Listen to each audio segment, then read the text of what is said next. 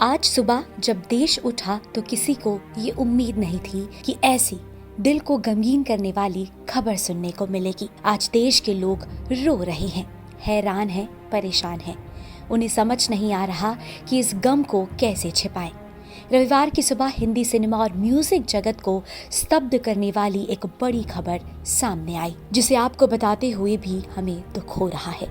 हम सब की चहेती और भारत की स्वर कोकिला लता मंगेशकर का निधन हो गया। 92 साल की उम्र में लता मंगेशकर ने अंतिम सांस ली। लता मंगेशकर के निधन की खबर से मनोरंजन जगत के साथ साथ पूरे देश में सन्नाटा पसर गया है। राजनीतिक दलों से लेकर बॉलीवुड से जुड़े दिग्गजों ने उनके निधन को अपूर्णीय क्षति बताया है। पीएम नरेंद्र मोदी ने लता मंगेशकर के निधन पर शोक जताया। प्रधानमंत्री मोदी ने कहा कि मैं अपना दुख शब्दों में व्यक्त नहीं कर सकता हूँ। दयालु और स्नेही लता दीदी हमें छोड़कर चली गई हैं।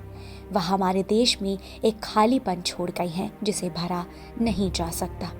आने वाली पीढ़ियां उन्हें भारतीय संस्कृति के एक दिग्गज के रूप में याद रखेंगी, जिनकी सुरीली आवाज में लोगों को मंत्रमुग्ध करने की अद्वितीय क्षमता थी। पीएम मोदी ने एक अन्य ट्वीट में लिखा, लता दीदी के गानों ने कई तरह के इमोशंस को उभारा। उन्होंने दशकों तक भारतीय फिल्म जगत के बदलाव को करीब से देखा। फिल्मों से परे वह हमेशा भारत के विकास के बारे में भावुक थी। वह हमेशा एक मजबूत और विकसित भारत देखना चाहती थी। वहीं लता जी के निधन पर राष्ट्रपति रामनाथ कोविंद ने भी शोक प्रकट किया और शोक प्रकट करते हुए उन्होंने ट्वीट कर लिखा, दिव्य आवाज हमेशा के लिए शांत हो गई है, लेकिन उसकी गूंज अमर रहेगी, अनंत काल तक गूंजती रहेगी।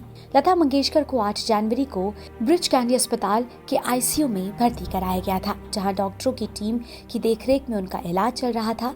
लता मंगेशकर की हालत में सुधार हुआ था और वो वेंटिलेटर से हटा दिया गया था, लेकिन शनिवार को उनका स्वास्थ्य फिर बिगड़ गया था।